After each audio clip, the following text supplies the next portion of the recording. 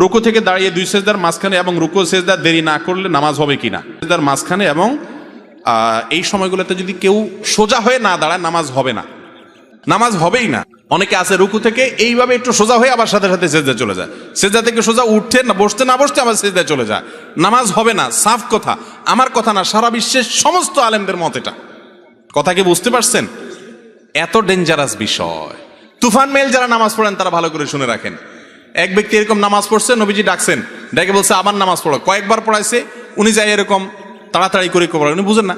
তখন নবীজিকে তিনি বললেন, ইয়া রাসূলুল্লাহ, আমি তো এর চেয়ে ভালো পারি না। তখন তিনি বললেন, রুকু থেকে উঠে সোজা টান টান হয়ে দাঁড়াবা, এরপর একটু অপেক্ষা করে তারপর সেজদা যাবা।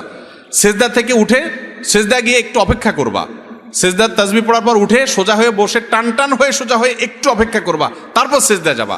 আর যদি উঠে সাথে সাথে চলে যাও, কোনো অপেক্ষা না করো, নামাজ হবে না। কথা কি বুঝতে পারছেন? খুব ডেঞ্জারাস বিষয়।